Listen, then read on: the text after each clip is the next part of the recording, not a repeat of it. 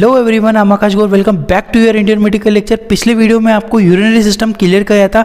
अब उसी का पार्ट होता है नेफ्रॉन। बहुत इंपॉर्टेंट है, क्या होता है, क्या स्ट्रक्चर होता है, पूरी चीज़ हिंदी प्लस इंग्लिश दोनों लैंग्वेज में मैं आपको समझाऊंगा। दोनों लैंग्वेज में आपको नोट्स देने वाला हूँ।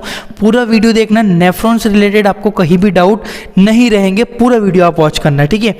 Nephron is a structural and functional unit of the neurons, ठीक है। Sorry, nephron is a structural and functional unit of the kidney. Neurons का नाम आ गया क्योंकि इसके पहले मैंने आपको अगर याद हो नर्वस सिस्टम पढ़ाया था, इसलिए कहीं ना कहीं न्यूरॉन निकल गया है। तो नेफ्रॉन जो होता है स्ट्रक्चरल एंड फंक्शनल यूनिट होता है किडनी की, ठीक है। किडनी की स्ट्रक्चरल एंड फंक्शनल यूनिट क्या होता है? नेफ्रॉन होता है। नेफ्रॉन किडनी की संरचनात्मक और क्रियात्मक इकाई होती है। संरचनात्मक मतलब जो कि स्ट्रक्चर उसका मेंटेन रखे, और फंक्शन जो कि कार्य करे। किडनी में फंक्शनल यूनिट है नेफ्रॉन जो कार्य करती है। Each kidney has 1 million nephron. हर एक किडनी के पास कितने नेफ्रॉन होते हैं? 1 मिलियन। ये कहीं ना कहीं पूछा गया है एग्जाम में, याद रखना। एक किडनी के अंदर लगभग 1 मिलियन नेफ्रॉन पाए जाते हैं। बहुत इंपॉर्टेंट है, 1 मिलियन नेफ्रॉन पाए जाते हैं, ठीक है। नेफ्रॉन की जो लेंथ होती है, जो नॉर्मल लेंथ होती है नेफ्रॉन की 1.2 से लेकर 2.2 इंच तक होती है। नेफ्रॉन की लंबाई लगभग 1.2 से लेकर 2.2 इंच तक इसकी लंबाई लेंथ हो सकती है। ये भी इंपॉर्टेंट है, ये भी आप याद रखना। 2-3 चीज़ें बताई मैंने आपको इसमें कि जो नेफ्रॉन होते हैं स्ट्रक्चरल फंक्शनल यूनिट होती है आपके आपकी किडनी की, और जो ईच किडनी, हर एक किडनी के पास कितने नेफ्रॉन होते हैं? हर एक किडनी के पास लगभग 1 मिलियन नेफ्रॉन पाए जाते हैं, ठीक है। 1 मिलियन और 1.5 मिलियन तक अपन समझ सकते हैं, ठीक है। नॉर्मल लेंथ जो नेफ्रॉन की होती है 1.2 से लेकर 2.2 इंचेस तक होती है इसकी लंबाई। आगे बढ़ता हूँ। Type of nephron. नेफ्रॉन भी 2 प्रकार के होते हैं। कौन कौन से नेफ्रॉन समझिए। एक तो होता है कॉर्टिकल नेफ्रॉन और एक होता है जक्स्टा मेडुलरी नेफ्रॉन, ठीक है। Juxta medullary nephron. तो जो कॉर्टिसल नेफ्रॉन होते हैं ना, कॉर्टिसल नेफ्रॉन जो होता है 80 से 85% पाया जाता है। जक्स्टा मेडुलरी नेफ्रॉन 15 से 20% पाया जाता है। बहुत इंपॉर्टेंट लाइन है, फिर से रिपीट करता हूँ। देखो, जो कॉर्टिकल नेफ्रॉन है, कॉर्टिकल नेफ्रॉन कितना होता है आपका? 80 से 85% में बता रहा हूँ। सबसे ज़्यादा मात्रा में कौन सा नेफ्रॉन पाया जाता है? Cortical nephron. जक्स्टामेडुलर नेफ्रॉन कितना पाया जाता है? 15 से 20% के समथिंग पाया जाता है। देखो जरा डायग्राम, ये वाला जो है ये कॉर्टिकल नेफ्रॉन का डायग्राम है, और ये वाला जो डायग्राम है ये आपका जक्स्टामेडुलरी नेफ्रॉन का। अब इन दोनों में जरा आप लोग मुझे गेस करके बताओ कि दोनों में क्या डिफरेंट है, समझ के बताओ क्या डिफरेंट है दोनों नेफ्रॉन में, कॉर्टिकल नेफ्रॉन और जक्स्टामेडुलर नेफ्रॉन में। देखो दोनों में बिल्कुल, ये वाला थोड़ा ऊपर है, ये वाला थोड़ा नीचे है। इसमें जो लूप ऑफ हेनले है ना, ये लूप ऑफ हेनले लंबा है, मतलब नेफ्रॉन का एक पार्ट होता है, मैं आपको बताऊंगा आगे। ये वाला हिस्सा है ना, ये यू शेप का कितना लंबा है, जबकि इसमें देखो कितना लूप ऑफ हेनले कितना सा छोटा है, यू शेप का। तो ये डिफरेंट होता है जक्स्टामेडुलर नेफ्रॉन और कॉर्टिकल नेफ्रॉन में। दोनों में बहुत इंपॉर्टेंट डिफरेंट है। परसेंटेज भी याद रखना कि सबसे ज़्यादा 80 से 85% कौन सा होता है? कॉर्टिकल नेफ्रॉन, और जक्स्टामेडुलर नेफ्रॉन 15 से 20% होता है। आगे बढ़ता हूँ मैं यहाँ से।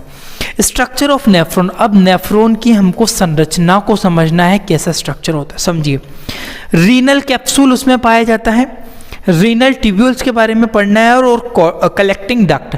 जो आपका नेफ्रॉन है, नेफ्रॉन 3 भागों में विभाजित रहता है। कौन कौन से भाग होते हैं जरा देखो।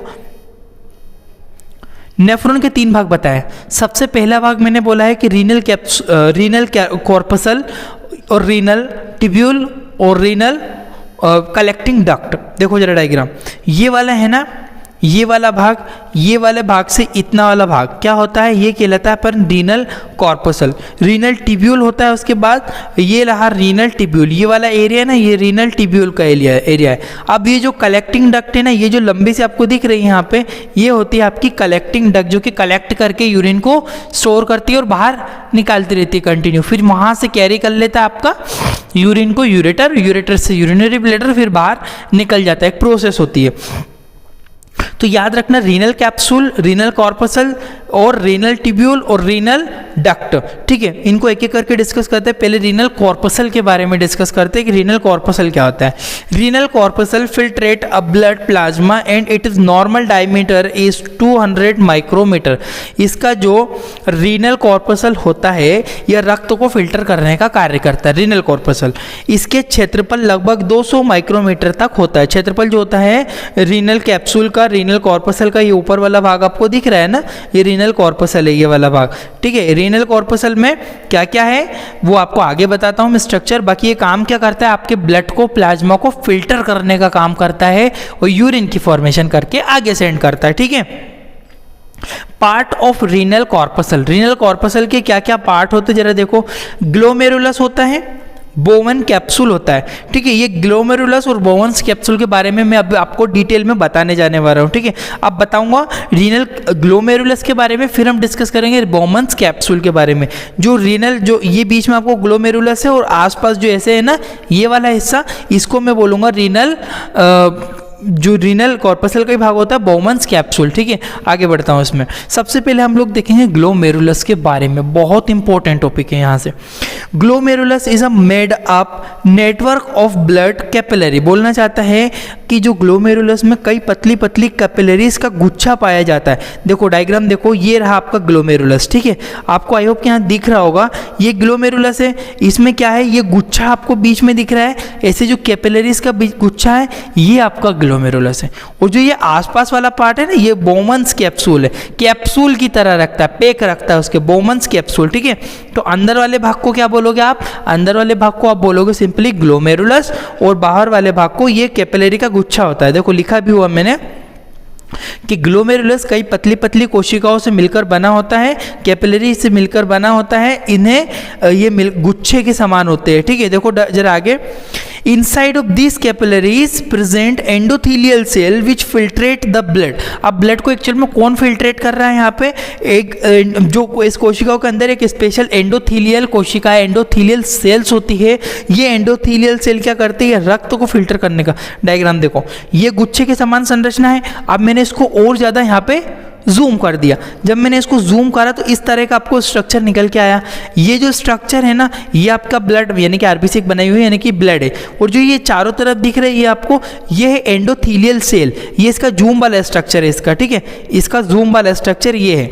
अब ये जो स्ट्रक्चर है ना, इसके अंदर ब्लड फिल्टर होता है और यहाँ से फिर वो बोवंस कैप्सूल के पास जाता है, वहाँ पे फिल्ट्रेशन होता है, फिर वो आगे भेज देता है। तो याद रखना ग्लोमेरुलस क्या होता है, ग्लोमेरुलस एक कोशिका का गुच्छा होता है और ग्लोमेरुलस में कई पतली पतली कैपिलरी का गुच्छा होता है और इसके अंदर ये एंडोथीलियल कोशिकाओं से मिलकर बनाता है जो कि ब्लड का फिल्ट्रेशन करते हैं। नेक्स्ट पार्ट पे बढ़ता हूँ मैं, बोवंस कैप्सूल के ऊपर। अब देखो बोवंस कैप्सूल क्या है, it is a double layer cup shape part which again filter the blood. देखो यह कप के समान संरचना होती है, यह जो रक्त ग्लोमेरुलस से फिल्टर होकर आता है उसे फिर से फिल्टर करती है, अगेन रीफिल्टर करती है, ठीक है। देखो जरा ये डायग्राम दिख रहा है आपको, ये तो रहा आपका ग्लोमेरुलस, इसके चारों तरफ आपको ये दिख रहा है ना कप जैसी संरचना। जरा जूम दूर करता हूँ, ये जो कप जैसी संरचना दिख रही है ना आपको, ये कप वाली, ये होता है आपका बोवंस कैप्सूल। इसके चारों तरफ भी देखो लेयर है एंडोथीलियल की, ये भी फिल्ट्रेट करती है। ये भी जो फिल्टर, जो ग्लोमेरुलस से फिल्टर हुआ है ना, उसको फिर से फिल्टर करने का काम करती है। क्लियर है? आगे बढ़ता हूं मैं। अब आता है रीनल ट्यूब्यूल, ये थोड़ी स्पेलिंग मिस्टेक है, रीनल ट्यूब्यूल। अब देखो renal tubule is a important part which is different part. देखो रीनल ट्यूब्यूल भी इंपॉर्टेंट है जिसके भी कई अलग अलग पार्ट होते हैं। रीनल ट्यूब्यूल एक महत्वपूर्ण भाग होता है जिसके भी कई छोटे छोटे अलग अलग भाग होते हैं। कौन कौन से? PCT, रीनल ट्यूब्यूल के भाग बताने वाला हूँ। PCT का फुल फॉर्म होता है प्रोक्सिमल कॉन्वोल्यूटेड ट्यूब्यूल, ठीक है। उसके बाद है लूप ऑफ हेनले और DCT, डिस्टल कॉन्वोल्यूटेड ट्यूब्यूल। जरा डायग्राम देखो, देखो यहाँ वाला भाग है ना, ये रहा प्रोक्सिमल कॉन्वोल्यूटेड ट्यूब्यूल।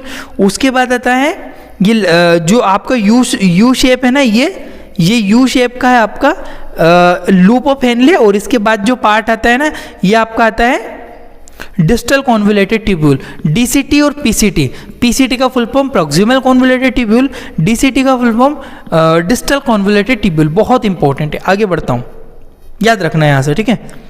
अब देखो पीसीटी, प्रोक्सिमल कॉन्वोल्यूटेड ट्यूब्यूल क्या होता है वो चीज समझो आप। Proximal convoluted tubule is a part of renal tubule. Its normal length is 14 mm and diameter is 55 micrometre. देखो जरा, प्रोक्सिमल कॉन्वोल्यूटेड ट्यूब्यूल का रीनल ट्यूब्यूल का भाग होता है, इसकी लंबाई 14 mm और क्षेत्रफल 55 mm होता है। जो रीनल ट्यूब्यूल का ही भाग होता है पीसीटी, प्रोक्सिमल कॉन्वोल्यूटेड ट्यूब्यूल, ये वाला स्ट्रक्चर यहाँ पे दिख रहा है, ये वाला। इसका जो बताया हुआ है इन्होंने कितना, इसका डायमेंशन बताया हुआ कि जो 14 mm तो इसकी लेंथ होती है और 55 माइक्रोमीटर तक इसका डायमीटर या क्षेत्रफल होता है। आगे बढ़ता हूँ मैं यहाँ से। अब आता है लूप ऑफ हेनले, ये भी नेफ्रॉन का पार्ट है। यू शेप का जो आपको दिख रहा है नीचे वाला पार्ट, ये होता है loop of Henle, U shape का पार्ट होता है। क्या होता है? It is a U shape part and it's normal length is 30 mm, 30 mm तक इसकी नॉर्मल लेंथ जो लेंथ होती है वो कितनी होती है? 30 mm तक होती है। लूप ऑफ हेनले की यू शेप का ऑर्गन होता है। काम क्या करता है? इसकी लंबाई 30 mm होती है। इसका काम क्या है? It help to connecting PCT to DCT. बोलना चाहता है पीसीटी को डीसीटी से जोड़ कर रखता है। पीसीटी कौन सा है? ये ला प्रोक्सिमल कॉन्वोल्यूटेड ट्यूब्यूल वाला भाग ये रहा, और इधर वाला कौन सा है? Distal convoluted tubule. इन दोनों को जोड़ने का काम कौन करेगा? यू शेप का। तो इसका केवल एक काम होता है कि इन दोनों को पीसीटी से डीसीटी को ये कनेक्ट करके रखता है, जोड़कर रखता है। आगे बढ़ता हूं। अब देखो डीसीटी क्या होता है? डीसीटी का फुल फॉर्म होता है डिस्टल कॉन्वोल्यूटेड ट्यूब्यूल। अब ये जो डीसीटी है ना, इट्स नॉर्मल लेंथ जो होती है कितनी होती है? डीसीटी की 15 mm होती है, 15 mm होती है, एंड डायमीटर जो होता है 55 माइक्रोमीटर होता है। ठीक है, डीसीटी की लंबाई लगभग 15 mm और होती है, और इसका क्षेत्रफल लगभग 50 माइक्रोमीटर तक होता है डीसीटी का। ये वाला जो डिस्टल कॉन्वोल्यूटेड ट्यूब्यूल डायग्राम में देखो, ये वाला भाग है ना, ये डिस्टल कॉन्वोल्यूटेड ट्यूब्यूल का भाग है। ठीक है, अब देखो इनसाइड ऑफ डीसीटी, ये यहां से एक इंपॉर्टेंट क्वेश्चन बनेगा आपको। इनसाइड ऑफ डीसीटी के अंदर बोलना चाहता है कि स्पेशल प्रिंसिपल सेल पाई जाती है जो कि बनाती है एडीएच, ये anti diuretic hormones. It help to reabsorption of water. ये बोलना चाहता है कि डीसीटी के अंदर प्रिंसिपल कोशिकाएं पाई जाती है, और यह कोशिकाएं एक हार्मोन्स बनाते हैं जिसे एडीएच बोलते हैं, एंटी डायूरेटिक हार्मोन्स। ये एंटी डायूरेटिक हार्मोन्स वाटर का रीअब्जॉर्प्शन में मदद करता है, वाटर को रीअब्जॉर्ब में करके रखता है। ठीक है, कलेक्टिंग डक्ट। अब ये कलेक्टिंग डक्ट क्या है? कलेक्ट करके रखेगी। लास्ट में दिख रहा है आपको, ये वाली जो है ये कलेक्टिंग डक्ट होती है आपकी। ठीक है, देखो जरा, it's and part of nephron. It is a and part, ये सबसे आखिरी भाग होता है नेफ्रॉन का, या नेफ्रॉन का सबसे अंतिम भाग होता है। इसके बाद देखो, it's normal length is 22 mm, 22 mm तक इसकी लेंथ होती है। इसकी सामान्य लंबाई लगभग 22 mm तक होती है। आई होप कि आपको पूरा स्ट्रक्चर क्लियर हो गया होगा कि कितने भाग बताए। अगर आपको समझ में नहीं आया है, वीडियो को फिर से रिपीट करके देख लो, समझ में आ जाएगा। थोड़ा सा फास्ट पढ़ाने के लिए मैं कोशिश करता हूँ, आपका भी टाइम बचता है और आपको भी इसमें फ़ायदा होता है। स्क्रीनशॉट लेते रहा करो। Thank you for watching your Indian medical lecture. Next part इसका रीनल डिसीज़ के बारे में आएगा, वो पूरा क्लियर करूँगा। Thank you.